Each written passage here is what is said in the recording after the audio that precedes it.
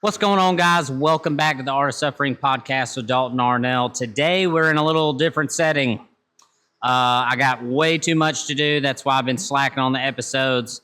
Been getting that butt whooped pretty dang good. So, we're going to shoot a podcast episode while I work. I got a bunch of ropes to pull, so I'm going to go to pulling ropes. And we got something we're going to discuss today. What we're going to talk about is we're going to talk about not letting the world influence the way you treat your wife and your kids. That's what we're going to get after today. So 2 weeks ago, I started a kind of a small group deal where I got 7 or 8 guys who are coming to the rope shop on Tuesday nights. At 6:30, we play a little ping pong. We cook burgers. And one thing we talked about this week, it's been really great for me, actually, to get around those guys and kind of share hearts and burdens, so to speak. But this week in particular, one thing that we talked about was bringing home the world or not bringing home the world, right? And how I think, and these guys agreed, that the protection of your family from your daily issues is a pretty important thing. And what I mean by that is, like, you go to work and your boss is a jerk, or some dank cuts you off in traffic, or whatever, insert thing that would get annoying here. It's our job as men to not bring that home and be a certain kind of way to our wives and our children, right? So we talked long and hard about that, about ways to you just leave it in the world. You don't bring it home. You don't take it home and just dump on your family, on your wife, because you had a bad day. And that's way easier to say than it is to do. But this is something that kind of destroys her security, right? What you don't want to do is for your wife and your kids to be on edge. You need to be consistent. You know what I mean? Like, you don't want them sitting at home going, well, what kind of dad or what kind of husband is coming home today, right? Like, they don't know if you had a bad day. And so if you're just kicking in the door being a jerk to everybody because you had a bad day, like, that's not their fault. And this happened to me. I was going through some family stuff about 2 years ago, I guess. And I was doing this. I was being ugly to my wife. And my wife finally said to me, was like, you have got to go talk to somebody about this. And so through these conversations that I had, one of the things that was discussed was abuse by proximity, right? Because you know your wife loves you more than everybody else, you're more likely to be rude to her because you know she's going to love you anyway, which is the craziest freaking thing on planet Earth. Like, that I would take home the things that bothered me throughout the day, that I would take that to the house and then be ugly to that woman because she's the one that's closest to me. And so we have to defend against this. We have to try really, really hard not to be inconsistent, not to let the world just annihilate us mentally. And so we go home and treat our family poorly. I mean, honestly. And so another really cool part of this conversation that stemmed from this is the things that your wife complains about. I heard a podcast episode a couple of years ago. It might have been a year or so ago. This guy was like an ambulance driver, or he was like a paramedic or whatever. He was talking about how frustrating it was when he would come home and his wife would go to belly aching about the people at Starbucks getting her order wrong. And that would bother him because he's like, I saw people getting mutilated today, going to Rex or whatever. And he was classifying his problems as real problems and her problems as minuscule, right? Things that she shouldn't be worried about. And one of the most interesting things that I've ever heard in my life, Jocko Willink was the guy hosting the podcast, and he said, what a gift it is that's what your wife has to complain about, right? Because as husbands, as fathers, it's our job to shield our people from the world. And if we shield them from the world, the only thing they have to complain about is minuscule things. which is the best thing ever. That's really cool that that we even have the ability to do that, because they don't have to worry about the really bad stuff because we handle it for them. So that being said, I thought that was a really cool thing, and talking to the other guys about that was pretty interesting, because that's not really a perspective you think about all the time. That's not something you think about all the time, because it can be frustrating to have someone in your life belly aching about problems that aren't even really problems, and you have actual crap to deal with. But if we look at this as a gift, this is a gift to our spouse, this is a gift to our children, that we handle the bad and they get to deal with minor annoyances, that's an incredible thing. So one thing I've been looking into a lot this week that's along the same topics is the responsibilities of a husband. And additionally, the responsibilities as a wife. So I Google searched all of the different Bible verses that talk about a husband's responsibility to his wife and the wife's responsibility to the husband. And you always hear the same things, but what I was looking for specifically, and it still might be in there, so don't take this as gospel truth. You look it up for yourself. But the fact is I didn't see a single instance where it said if or when, right? So there's no precursor to when you should fulfill the responsibilities as a husband. There's no honor your wife if. There's no respect your husband when, right? It just says respect him, honor him, love him, be kind, be gentle, be slow to anger, quick to listen, these sorts of things. And so all of that stuff to me, I found very interesting, because it all goes in the same deal. Like if you come home every day and your wife is like, oh, this guy in traffic, yada, yada, yada, but your boss is being a jerk all day, and you start getting irritated with her because you think what she's bothered by isn't important, you shouldn't do that. You should be thankful that she doesn't have to worry about anything that's super significant. You know what I mean? Now, there is a line, a belly aching line, but, everybody likes to go to their best friend and complain about things from time to time. So you count that as a gift. You count that as a gift to be that person for her, and then to protect her from the actual struggles of the world. Like if the worst thing your wife has to deal with is the barista at Starbucks messing her order up, well, then I'm saying you're doing a pretty dang good job. You know what I mean?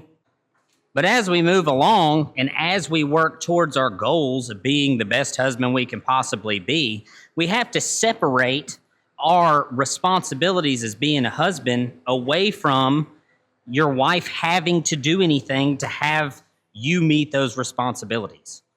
It shouldn't take her doing something for you to be the husband you should be. You should just be the husband you should be all the freaking time. All the freaking time. And then you should be consistent in this, always. You're always the same, or that's the goal. Like being a emotional, physical, just brick house in your marriage, in with your relationship with your kids, where they know what they're going to get. Because if they know what they're going to get, they can be secure in that. And I think this gets lost a lot of the times on men because, we're volatile. We get angry. We get upset. We lash out. We bottle things up until we don't know how to deal with them anymore. And then it comes out as anger. And I don't think that's fair. It's not fair. And it has nothing to do with them usually. Usually it's not your wife pissing you off. It's the world. You know what I mean? She's probably trying not to piss you off so she doesn't have to deal with it. And then the fact is like, if we can train ourselves mentally and emotionally to be consistent, that's gonna change everything for them. They can be secure in the fact that they're gonna get the same thing every time. I think women like that. Don't quote me there because I'm not a woman, but I think they want their life to be stable. You know what I mean? And what is more unstable than some dude coming home from work just mad all the time? It's pretty hard to I don't know, meter that sometimes, but it's not about the being perfect. It's about the striving for it. It's about the talking about it so that we know, so that we can critically look at ourselves and change the way we look at the world, our wives, and our children. So if we critically look at ourselves and go, dang, man, like 3 days this week, I came home being a total asshole. And maybe that's why my wife doesn't want to be around me. Maybe it's not because she's being a jerk. Maybe it's because I've been a jerk, And if we don't look at these things in that light, because I mean, the fact of the matter is that you can't change her. You cannot go inside her heart and change her. The only way that she's going to change, she's going to soften to you, is if you are consistent and meet her needs. That's it. The only way her heart changes is if your heart changes. And if your heart changes, everybody in your house will change. Everybody in your house will change. And so I just find this topic super interesting because it's a very, very challenging thing to do. It's a very uncomfortable thing to do sometimes, is look at yourself critically and go, man, maybe I'm the actual problem here. Maybe I'm the one being a total jerk, And if you quit looking at the world as something that's tearing you down or out to get you or whatever, and you start looking at your own decisions and the mistakes that you make and the things that you're not working on, you can take ownership of all these things. And when you take ownership of all these things, then you have some control over them, right? You have some control over who you are and what you can do. Because I would say for myself, like 90% of all of the things that have happened to me in my life have been because of my own foolishness. It's not because anybody was out to get me or, there's that 10% that just bad stuff happens, and that's kind of part of life. But for the most part, all of the sticky situations I've found myself in over the years are totally due to my own foolishness. It has nothing to do with the world being out to get me. It has everything about the choices that I make.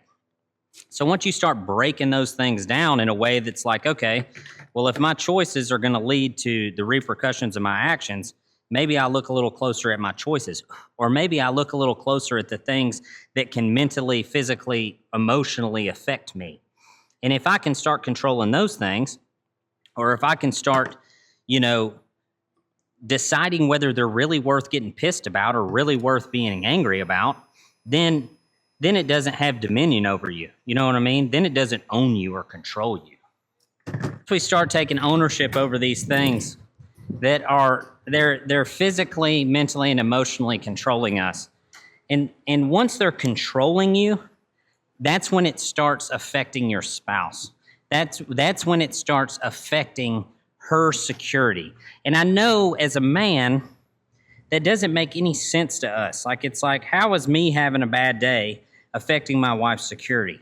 Well, the only way it affects her security is if you come home different, right? If you come home foul or in a bad mood, or you let the world really affect you in this negative way, that's when it starts eating away at her trust in who you actually are. And I know that is a huge burden to bear for men, but it's very important, right? We're the protectors. We're the providers. We're the ones who are supposed to take care of them. And if we can't even take care of ourselves, mentally, physically, and emotionally, how are we supposed to take care of them, right? And I think this is an epidemic, a pandemic in America, especially in America, is like we don't count it as important as we should to take care of ourselves in those three major facets, right? So like you might take care of yourself mentally, but you don't take care of yourself physically, right?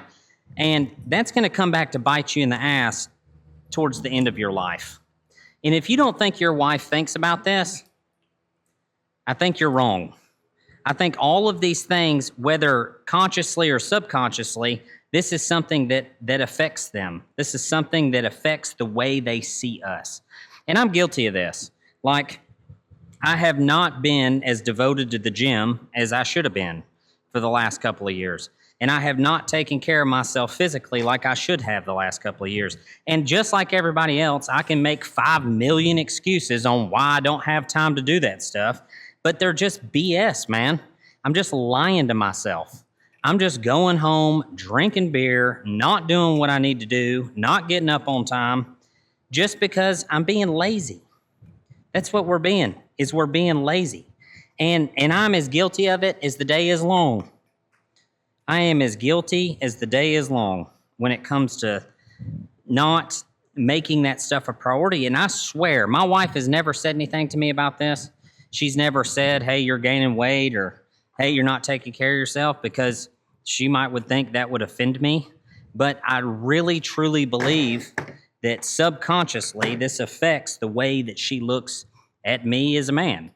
And so there's nothing wrong with making a mistake, but there is something wrong with not changing it and not going back to what you know is good for you. Like if you don't go back and correct the mistake, then you didn't learn from the mistake. And so then it just becomes a terrible habit.